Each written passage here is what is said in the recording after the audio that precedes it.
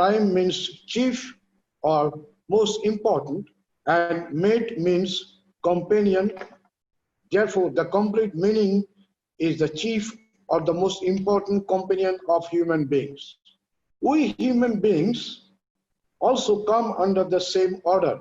There are 6 categories of animals come under this order of primate as prosimians, monkeys, old monkeys and new old monkeys, apes, great apes and lesser apes, and human. We human as Homo sapiens sapiens, as we are doubly wise, separated ourselves, calling other primates as non-human primates, to understand the non-human primate origin of human behavior. However, in anthropology, we study the behavior of all non-human primates to understand the basic foundation of our behavior. Today, research in primatology employs the new paradigm of behavioral ecology and sociobiology for analysis and interpretation of variation in behavior. Grouping and group sizes of primates are explained with reference to effects of predation, defense of resources, and female defense against male infanticide. Primates avoid close consanguineous matings, usually by diversion of males from the birthplace, though in bonobos and chimpanzee, males are philopatric. In many primates, nepotistic relationships among females are explained by kin selection operating on the philopatric sex. In chimpanzee, nepotism is clearest among the philopatric males. Sexual dimorphism, dominance hierarchies, intersexual competition, and particularly infanticide by males are best explained by the action of sexual selection. Comparative studies of primate indicate that the large brains of the genus Homo evolved after bipedalism, and human dental characters and probably depended on high quality diets. Broad comparative studies have supported the hypothesis that large brains may have evolved in response to complex social environments, but comparisons with the apes only may not support the hypothesis. Although dominant themes of current anthropology are not compatible with the epistemology, theory, or methodology of primate research and interpretation. Primate studies fit easily within the future of anthropology as four-field evolutionary study of the origins of human nature, emergence of modern evolutionary biology, behavioral ecology, and sociobiology induced a paradigm shift in the analysis and interpretation of primate behavior. Primate studies that began in a quasi-ethnographic mode that all anthropologists could understand changed dramatically to produce a flood of numerical data on time budgets, diets, and so on. The paradigm shift followed a change in focus from group-level phenomena and social relations to the study of individuals and the functional analysis of social behavior as a consequence of natural selection operating on individual survival and reproductive success. I mean, the people who studied behavior conveyed to a wide audience the new message that group selection, which was implied in many early interpretations of society, could generally be rejected as an explanation for the evolution of social phenomena, and that natural selection acting on the inclusive fitness of individual must be the primary process that generates social relations and social organizations. The study of behavior and ecology of primates in anthropology comprises two significant themes. One is the study of ecology in large part to interpret functional variations among living and fossil primates in form, just what an animal eats, how it obtains that food, and how it defends itself against enemies and finds shelter are all important to understand its form and function. The second theme is that of understanding social behavior and social systems with reference to ecology and to the fitness efforts of social relations per se. Variation in social behavior of individual has fitness consequences that are acted on by natural selection, kin selection, and sexual selection, and the current state of social system in the result of a history of such selection on individuals. The impact of this paradigm on social anthropology has been registered by increasingly it is linking the subdisciplines of anthropology. What primates choose as food should be linked both to dental structure, which has great significance for interpretation the history of human evolution, and for understanding variation in behavioral adaptations, such as socially per se and to composition of groups if the animals live in groups. Choice of food fundamentally structures ranging patterns and intergroup relation of animals.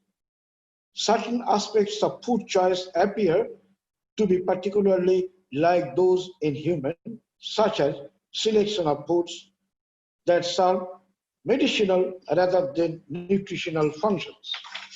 The most significant recent advances have been increasingly insightful studies of foraging patterns, food detection in a few primate species, modeling observations and experiments on New World monkeys suggest that spatial memory explains detection of foods better than other cues, such as olfaction, have shown that the quality of food anticipated to be present. Observed success of other foragers and physical environmental cues all affect the pattern of seeking food, and that macaques will follow rules attached to structural cues in the habitat to find food. The importance of spatial memory for locating food has long been suspected to be a selective factor in the evolution of increased intelligence, and there is some evidence from comparative analysis that there is a positive correlation between size of the neocortex and foraging patterns. Several relationships between range size and other characteristics of primates were well established 2 decades ago. Range size is larger for primate species that have larger bodies. Range size increases with group size both within and between species. Ranges of territorial primates are larger than those of arboreal primates, and folivores have smaller ranges than do frugivores for a particular body size and group size. These relationships arise from the natural increase in food requirements as body size or food size or both increase from the lower density of food per unit of area on the ground. In comparison, intergroup relations vary with large size as well as their territory. A social system arises from the interactions of individual members of the society, patterns in those interactions, correspond to some extent to the common interest. Individuals differ by sex and age and other interests differ depending on whether they are males or females, immature or adult, natal members or immigrants' parents or not, and so on. Within classes of individuals, common objectives for survival and reproduction generate competitive relations for males and for non-reproductive resources. Selection operates on individual variation in cost and benefit of social interactions, and the nature of the selection may be separated into three important systems: natural selection, encompassing selection operating on various in lifetime reproductive success of individuals independent of sexual selection, and kin selections.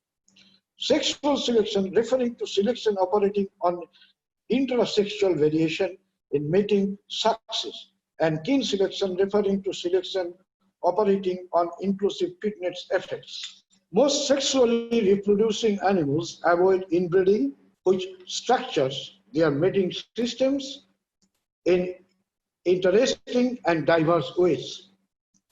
Behavior that limits or prevents close consanguineous mating may evolve by simple natural selection because of greater homozygosity among inbred offsprings, which reduces fertility or inbred couples and increases morbidity of their offsprings.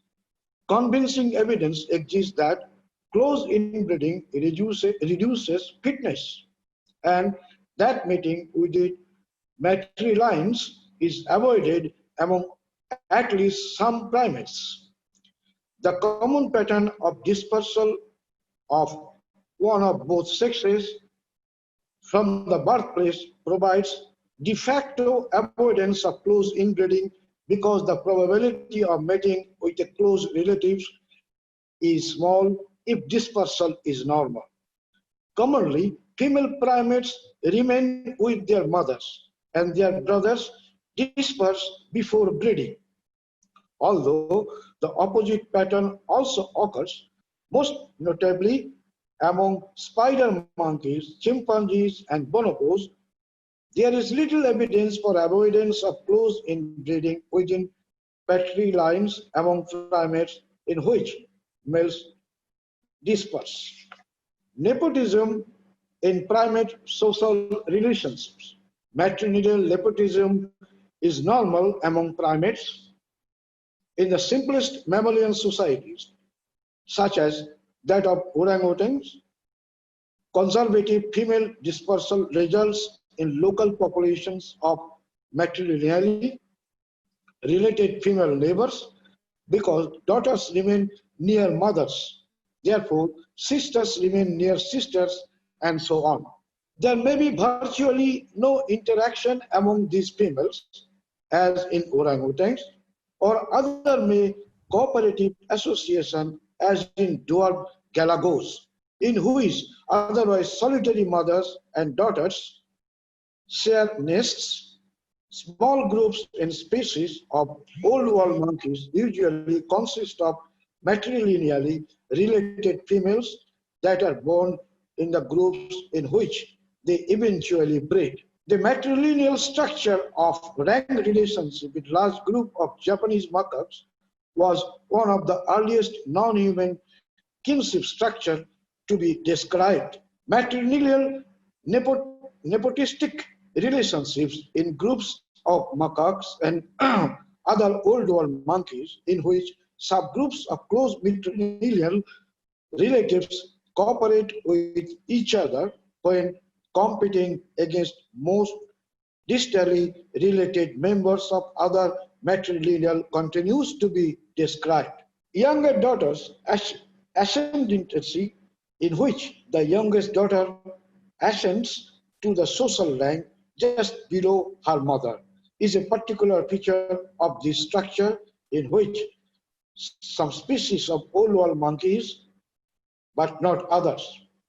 Patrilineal nepotism occurs among African apes when males are philopatric. Among mountain gorillas, both females and males disperse, but when two males occupy one group, they are likely to be close relatives.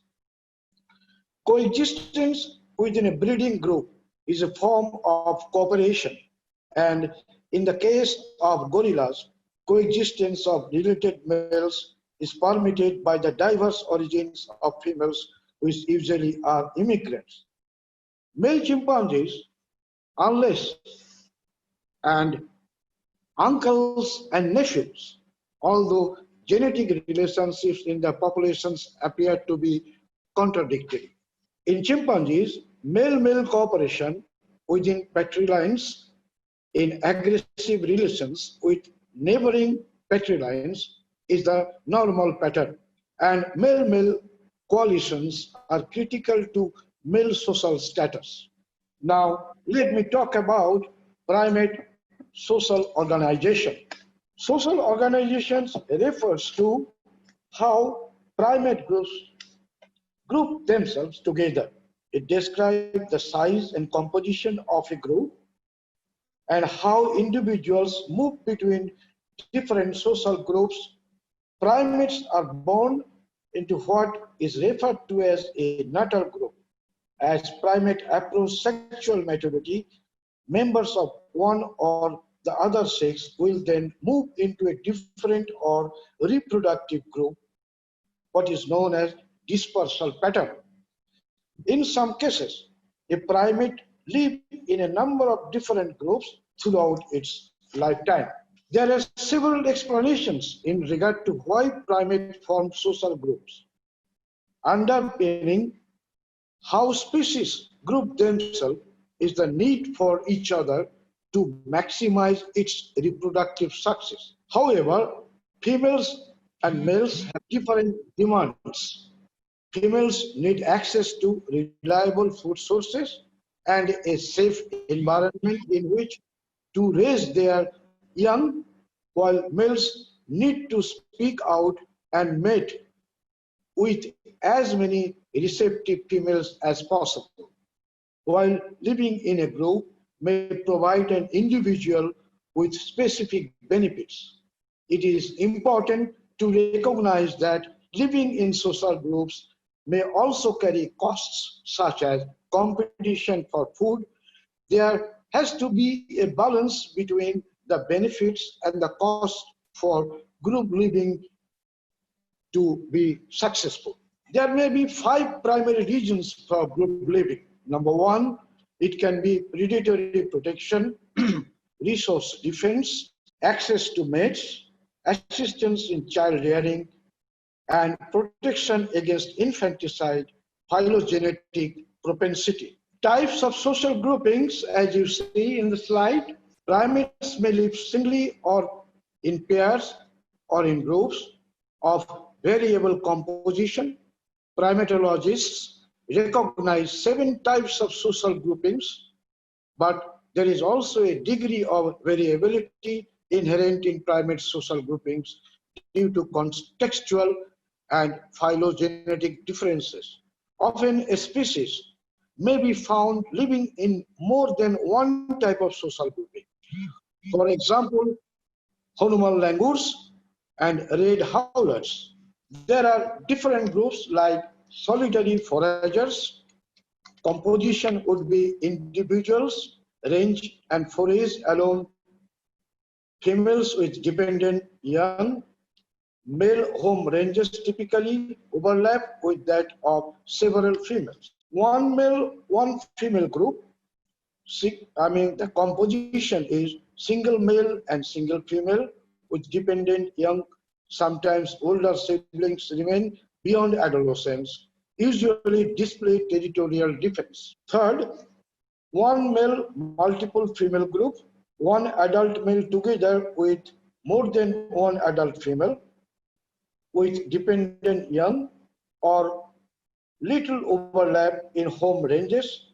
Males without females aggregate into single sex groups. Fourth, one female, multiple male group, where the composition is one adult female together with one or more adult males. So the fourth group is one female, multiple male group, where the composition is one adult female together with one or more adult males with dependent young. Other adult females may be present but without active involvement in breeding, no or little overlap in home ranges. The fifth group is multi-male, multi-female group. So the composition is several adult males and females with dependent young, no or little overlap in home ranges. Sixth group is fission-fusion group. Composition is several adult males and females with dependent young, a more fluid system with members of the larger group or community coming and going at will. Membership in each subgroup is not predictable from day to day. The last and the seventh group, that is complex multi-leveled group, where the composition is one male units clustered together into clans or teams during travel or for aging. Many OMUs may join together into bands. At sleeping sites, several bands join during the night. These herds can comprise several hundred individuals. Now let me talk about primate relationships. Living in a primate group is not an easy thing to do. There are always conflicts of interest, such as competition over access to specific resting places, preferred grouping patterns, feeding sites, and so on. To get along in a social group, it helps to have friends and allies. Kinship is often the cementing force in a social group. For those lucky enough to have relatives around, it is within the kin group where most support is to be found, but other familiar individuals may equally useful and helpful. However, the dispersing sex may find itself in a sea of strangers when taking up residence in a new group. For most catarrhine monkeys, this is usually the density of males. In many other species, females are the dispersing sex, or in some instances, both males and females leave their natal group. Female dispersal is especially common in platyrhines. We refer to the ability to make friends and allies as part of a primate's social competence. Primates who live in social groups have sophisticated social knowledge about their group. Each group member is well aware of who belongs to the group and who does not. They may also know details about members of neighboring groups within their own social group. They know how is related and to whom he is related to whom, who is friends with whom, thus who may act as an ally of a particular individual. And they especially know the rank position and all group members. This is knowledge that migrants have to pick up quickly if they are to make it in a new social group. Infants learn information from their mothers, especially through the interactions given to and received by the mother from other groups. To get by in highly competitive world of social primates, there have to be certain strategies like rules and regulations in place. These strategies provide alternative ways to negotiate conflict relations. It is essential that tension be kept at a minimum in a social group. Therefore, any conflicts that exist between individuals need to be resolved. Most species have worked out ways for conflicting individuals to reconcile. As we see in the slide, the two chimpanzees are kissing together for conflict resolution. Conciliation is a non-aggressive reunion between individuals who have been in conflict. It has been observed in nearly all species living in social groups. More often than not, reconciliation takes place the form of mutual grooming and vocalization, or some show hugging also. Chimpanzees have evolved a highly elaborate means of reconciling by kissing and hugging, as well as grooming. And baboon females may approach each other while producing a soft ground and vocalization. Over time, natural selection favors those behavioral patterns that enhance an individual's survival and reproductive success.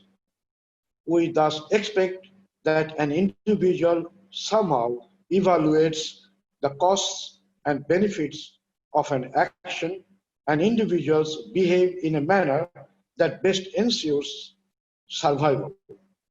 It is therefore appear as if natural selection favors selfishness. However, related individuals share some proportion of their genes, and the more closely related individuals are, the more genetic material they share. Therefore, helping kin will indirectly benefit one's own fitness, referred to as inclusive fitness.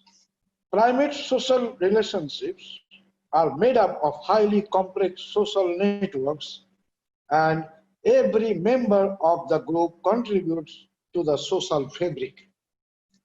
It takes at least two individuals to have a social interaction, even though it may appear as if most interaction takes place between two individuals, so-called dyadic interactions. It is not unusual to have more individuals involved, either directly or indirectly, in determining the outcome of an interaction. An individual may even play two individuals off against one another, or a third individual may come to the aid of one of the two quarreling individuals. We refer to this as a triadic interaction. It is an individual when he is upset about having been outsmarted by a dominant individual, the subordinate individual may redirect its frustration on a third party, which is called as redirected aggression.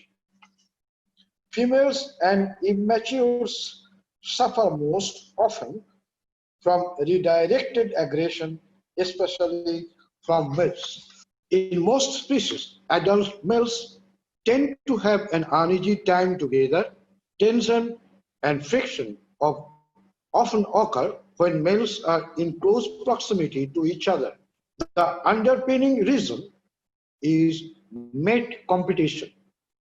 Males are intolerant of each other because they are competitors for the one limited resource.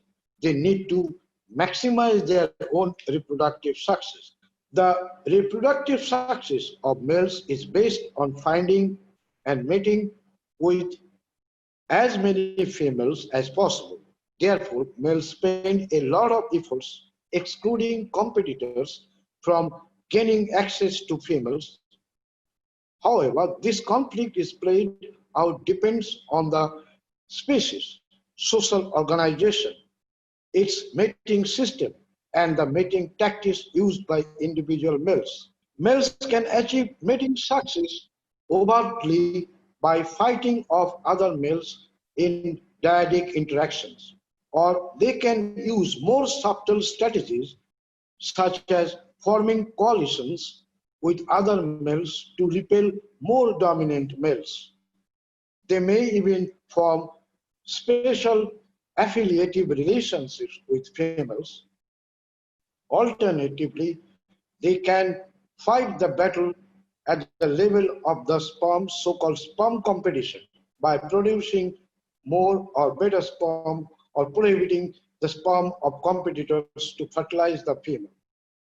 A most sinister way of reducing a competitor's reproductive success is to kill his offspring. Infanticide is used in many taxa as an alternative mating strategy. The influence of age on a male's position in a social group has a strong influence on his position within the social group. In general, males go through three stages in life: pre-prime, prime, and post-prime. Pre-prime includes sub-adult males or not yet fully grown males. Usually, sub-adult males have two competitive potential and are often positioned peripherally in the group.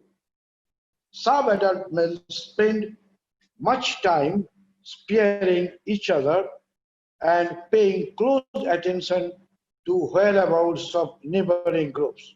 To prepare themselves for entering into the adult male dominance hierarchy, they harass adult females until they have dominated all of them.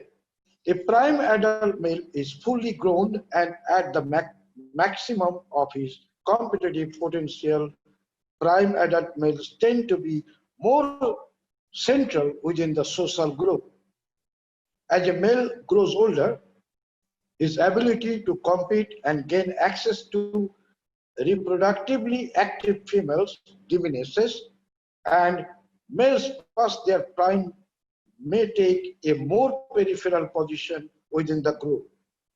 In one male groups, by the time a male is past his prime, he has most likely been ousted many leaders. Rapid physical decline and usually do not survive for long after being deposed from their harems. The options seen for ousted males are to either take up a solitary existence or join single-sex groups. Living a solitary life may not be a good option for any multiple groups. It is easier for older males to remain in the group and to blend it. As mentioned, older males may stay around to protect their own offspring and grand offspring. They may even make very good babysitters. Not all species follow the same life history projections. In general, males reach their prime when fully grown and at peak physical strength. However, in some species, the physical prime of a male does not necessarily coincide with his peak social status within the group. In capuchin groups, the alpha position is often held by the oldest male, and gorilla males do not become silverbacks until later in life. In many species, it appears that males must also be behaviorally mature and be able to demonstrate a degree of social fitness before they reach high rank. Primate communication.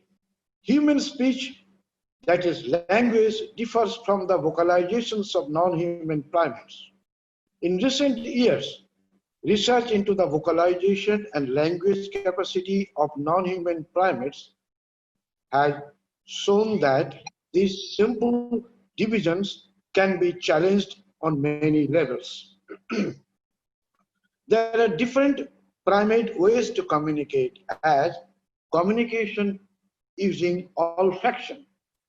It is possible to recognize these olfactory-oriented primates by their elongated snout, and their noses tend to be wet. Marmoset, tamarins, capuchin, squirrel monkeys practice urine washing, instead leaving the urine in mark in the environment. The bush babies wash their hands by their urines to have greater grip in the trees. The communication using vision. Visual communication takes place in two ways, either through body posturing or facial expression.